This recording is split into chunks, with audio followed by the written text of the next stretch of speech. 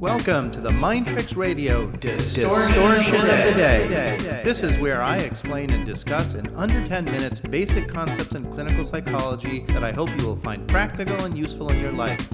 Thanks for tuning in. Hey there, Mind Tricks Radio fans. I'm Dr. Aaron Kaplan, clinical psychologist, and today I'm talking briefly about a very common cognitive distortion that can get you into a lot of trouble with others. It's called mind reading, and it occurs when you make assumptions about what's going on inside someone else's head and making decisions based on that. Oh, there goes my neighbor again, sending out his rooster at 4:30 a.m. in the morning to aggravate me because he's jealous of my new Tesla. The problem is, of course, that we cannot read minds. But more importantly, when we take actions, make decisions, and react to people as if we can read minds, we run the risk of creating problems with others that don't actually exist and escalating problems that aren't really there. How about some examples? Let's suppose it's Sunday afternoon and you're planning to go for a hike. You'd like to invite your friend to come along, but you remember that last Sunday when you invited her, she said she was tired and needed to rest for work the next day. She seemed pretty annoyed on the phone. You say to yourself, better not ask her. She's annoyed with me for pestering her. I better not annoy her anymore, otherwise our friendship is toast. Let's say you work in marketing. You have a creative idea for an ad campaign that has to do with the Caribbean islands.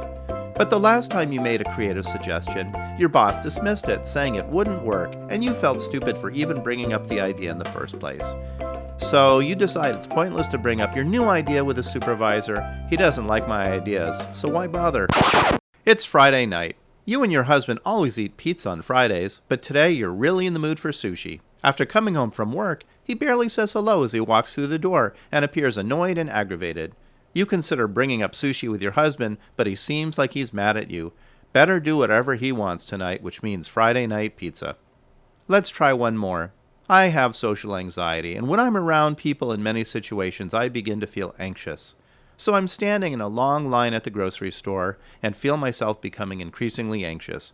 I can feel everyone noticing how anxious I am, and this only makes me more anxious. I'm contemplating bailing from the line and coming back later when it's less crowded, like maybe 1 a.m. in the morning. You can see that in all of these examples, decisions are being made based on assumptions of what others are thinking and feeling. And unless you have facts, evidence, or data to support your assumptions, you are engaging in mind reading. You run the risk of making an irrational decision that might have an unfortunate consequence to you and to the other person. Back to the examples. You don't want to annoy your friend further by asking her to go hiking. But do you really know she's annoyed with you? Last week she seemed annoyed, but she also said she was tired. Is it possible she was just tired and not annoyed? Is it possible she was in a bad mood for any number of other reasons and not because she was annoyed with you? At any rate, if you choose not to invite her, you're making the decision for her about whether or not she wants to hike with you. You can't know for sure unless you ask.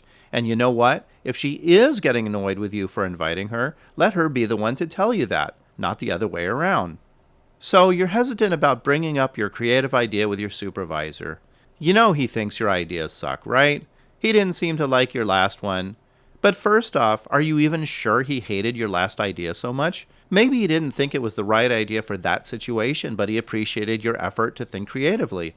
I know he didn't tell you that directly, but let's face it, many people are bad communicators, especially when it comes to giving positive or encouraging feedback. But let's say he really didn't like your last idea at all.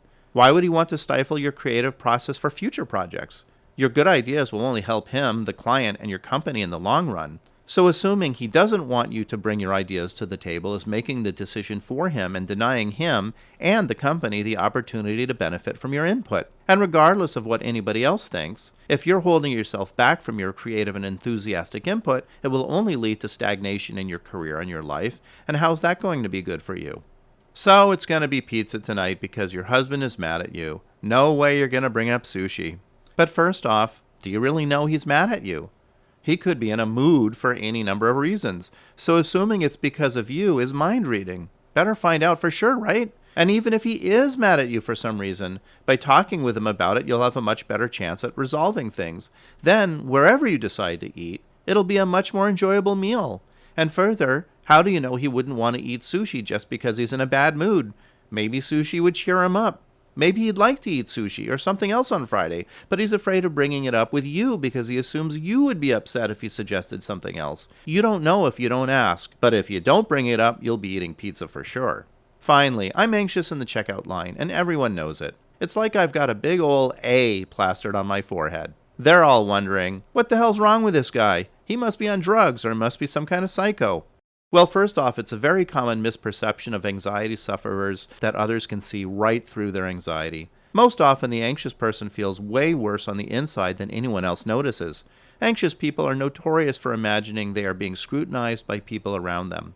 But people are too busy staring at their mobile devices, scrolling through social media, zoning out, daydreaming, and worrying about their own internal dramas to notice what's going on with anyone else around them. But let's suppose that somebody, though in all likelihood not everybody, but one person notices something's going on with you. Is it likely that they're really thinking you're crazy or on drugs? Maybe they just think you look hot and uncomfortable. Maybe they assume you're in a rush and you're feeling impatient. The reality is, they could be thinking any number of things about you, but you really have no idea why. So why assume the worst?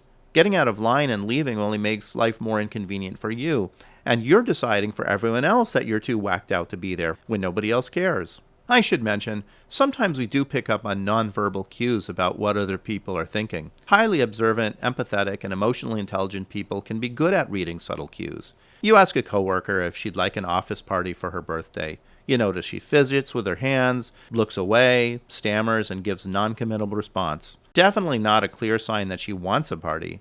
But then again, you won't know for sure unless you ask her why she's reacting that way. Maybe she'd love a party, but she's not good at accepting gracious acts and offers from others. Nonverbal cues can be important, but they can also be easily misread. And of course, there may be occasions where you are right about what somebody else is thinking or feeling.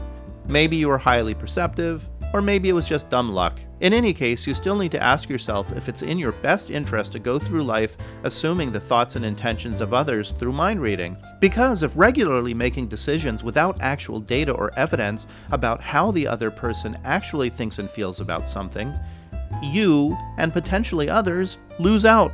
Thanks for listening to this week's Distortion of the Day. I'm Dr. Aaron Kaplan, and I wish you the best in cognitive clarity.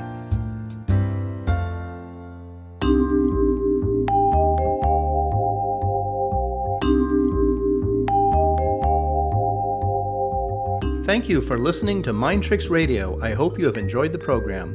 For more information about Mind Tricks, you can go to my website, www.waikikihealth.com. Be sure to subscribe to Mind Tricks on your preferred podcasting host to be notified of new episodes of Mind Tricks.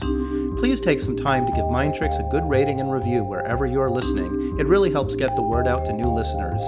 And please like and share Mind Tricks posts on Twitter and Facebook by following your host, Dr. Aaron Kaplan.